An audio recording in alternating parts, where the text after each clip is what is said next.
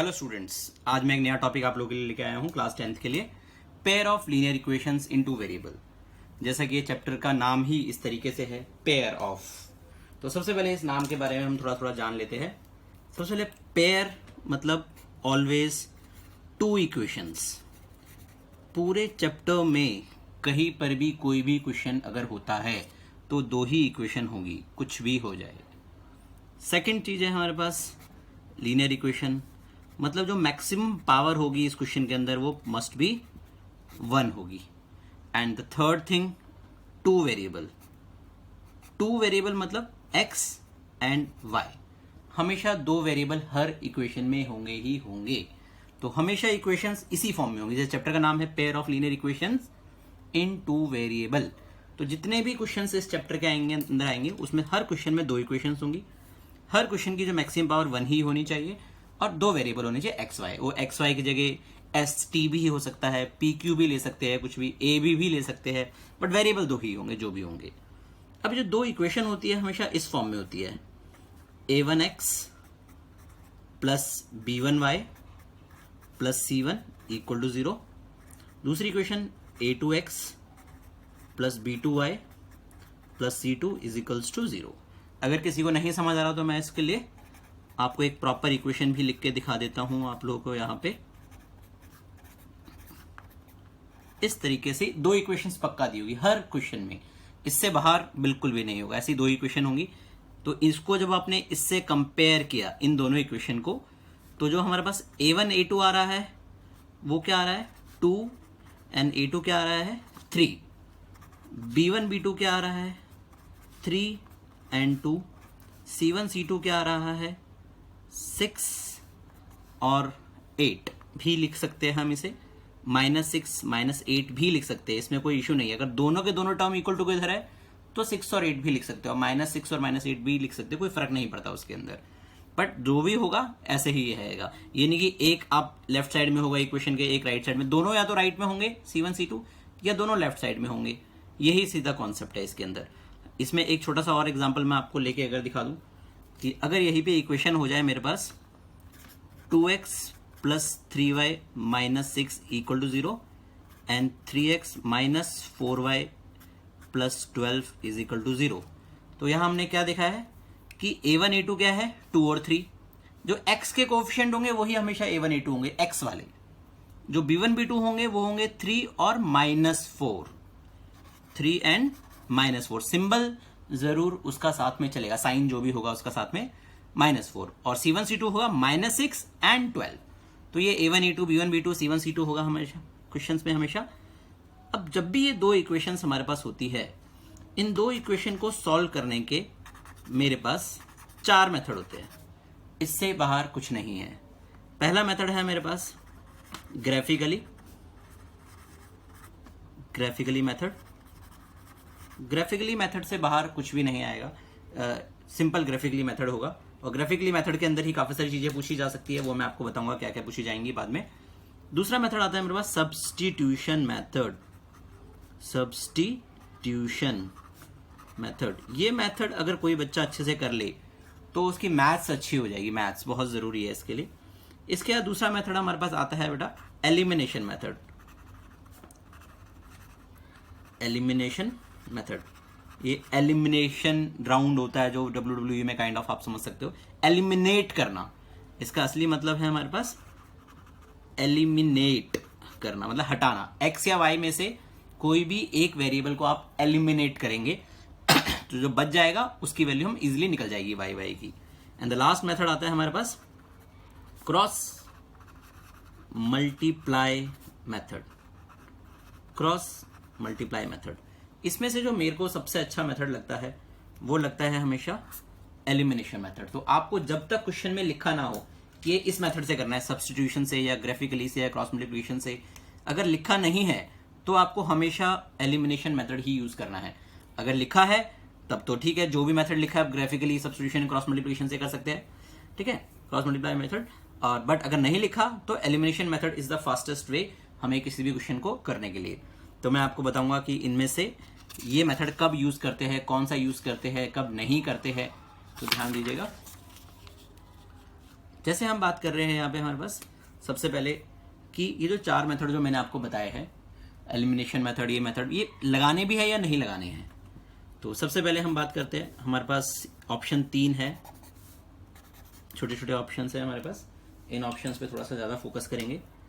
अगर ये जो हम ये बात कर रहे थे A1/A2 not equals to B1/B2 होता है, यही A1/A2 इक्वल्स टू B1/B2 होता है, but not equal to C1/C2 होता है। या फिर तीसरा option A1/A2 equal to B1/B2 is also equal to C1/C2। इसके अलावा तीसरा ऑप्शन, चौथा ऑप्शन कोई भी नहीं आएगा। जैसे A1/A2 not equal to B1/B2, अगर ये पहला वाला ही है तो इसका मतलब हो गया हमारे पास कि वो C1/C2 को देखने की जरूरत ही नहीं है, सीधा इसको हम बोलते हैं यूनिक सॉल्यूशन। यूनिक सॉल्यूशन इसको बोलते हैं यूनिक सॉल्यूशन। दूसरा मेथड जो आता है हमारे पास A1/A2 equal to B1/B2 equal to C1/C2, इसमें आता है हमारे पास नो सॉल्यूशन।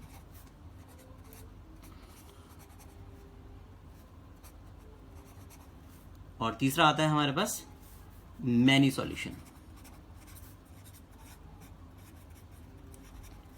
ठीक है, नो सॉल्यूशन, मैनी सॉल्यूशन और यूनिक सॉल्यूशन। यूनिक सॉल्यूशन को हम दूसरा नाम भी दे सकते हैं। यूनिक सॉल्यूशन का जो दूसरा नाम होता है that is called consistent solution, और उसको हम इंटरसेक्टिंग लाइन से रिप्रेजेंट करते हैं। इसकी लाइन हमेशा इंटरसेक्टिंग होगी। नो सॉल्यूशन को हमेशा हम इनकंसिस्टेंट बोलते हैं,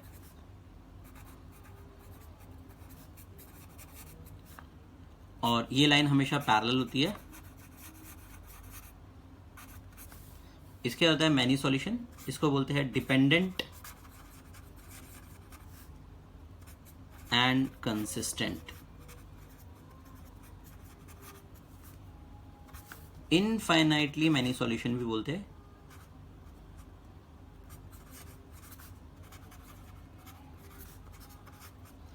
ये 3 ही मेथड है हमारे पास, बट सबसे जो इसमें देखने लायक बात है हमारे पास, क्वेश्चन को हम तीनों मेथड में से कुछ भी आज हमें से सॉल्व करना होता है, बट अगर वो यूनिक सॉल्यूशन होगा, यूनिक सॉल्यूशन, तभी हम उसको बाकी मेथड से सॉल्व करेंगे।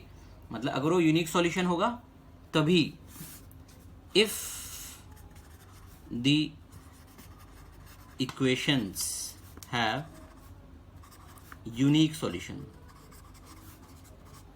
अगर यूनिक सॉल्यूशन ही है तभी हम उसे सब्स्टिट्यूशन से सॉल्व कर सकते हैं, तभी हम उसे एलिमिनेशन मेथड से सॉल्व कर सकते हैं, तभी हम उसे क्रॉस मल्टीप्लिकेशन से कर सकते हैं।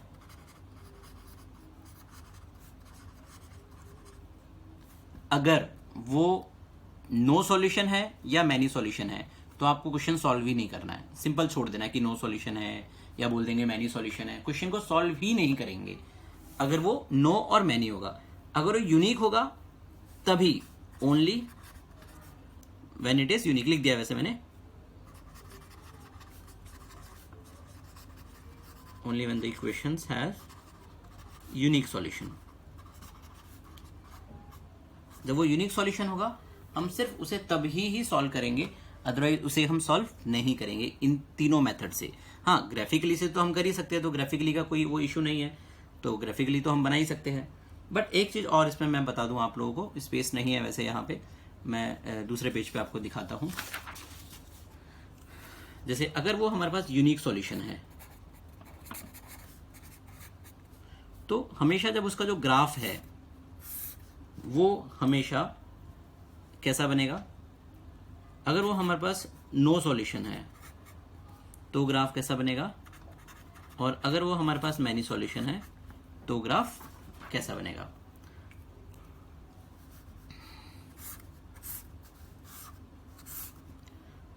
ये हमारी एक्स एक्सिस मान लेते हैं, this will be the Y axis.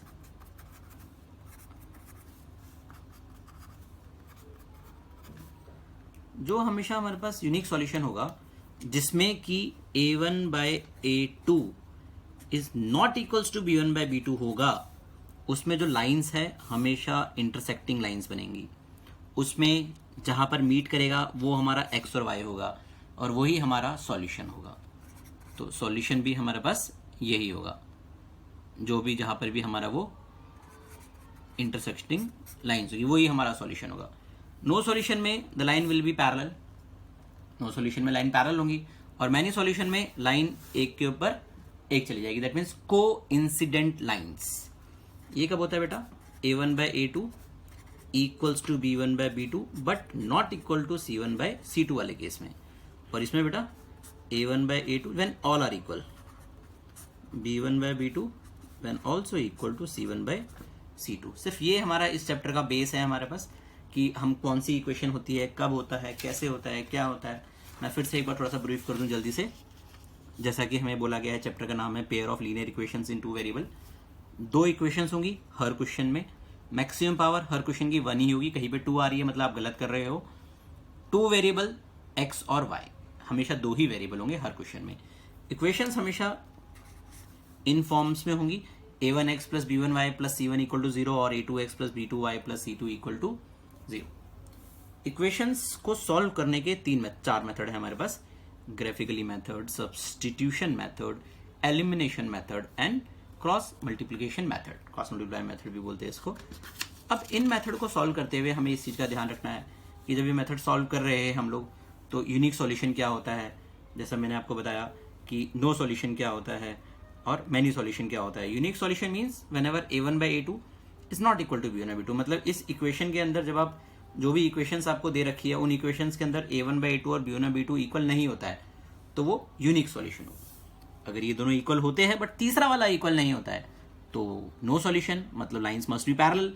और मैनी सॉल्यूशन वाले केस में लाइन मस्ट बी को इंसिडेंट लाइंस। तीनों केसेस में अलग अलग होगा हमारे पास। तो इसमें होती है हमारे पास बेटा ऑलवेज इंटरसेक्टिंग लाइंस, इसमें होती है बेटा हमेशा पैरेलल लाइंस, और इसमें होता है बेटा को इंसिडेंट लाइंस। ठीक है, intersecting line, parallel line and को इंसिडेंट लाइन। तो मेरे ख्याल से इतना काफी है बेसिक्स के लिए। ये सिर्फ बेसिक है हमारे पास कि आखिर क्वेश्चन में कैसा क्वेश्चन होगा, क्या नहीं होगा। तो ये भी था एक छोटा सा कि ऐसा होने पे यूनिक सॉल्यूशन होता है, अगर पहले दोनों इक्वल है हमारे पास, तीसरा इक्वल नहीं है तो नो सॉल्यूशन। और सबसे इंपॉर्टेंट बात, the very very very important thing कि if the equations have unique solution only, मतलब फर्स्ट वाला केस अगर वो सिर्फ यूनिक सॉल्यूशन होगा तभी हम उनको सब्स्टिट्यूशन, एलिमिनेशन या क्रॉस मल्टीप्लिकेशन से सॉल्व करेंगे, अदरवाइज हम उसे सॉल्व नहीं करेंगे। होप थोड़ा सा आपको समझ आया हो। मैं इस वीडियो के बाद एक और वीडियो बनाऊंगा जिसमें मैं चारों मेथड्स को थोड़ा थोड़ा सॉल्व करके दिखाऊंगा कि आखिर होता क्या है चारों मेथड्स। तो thank you so much for watching.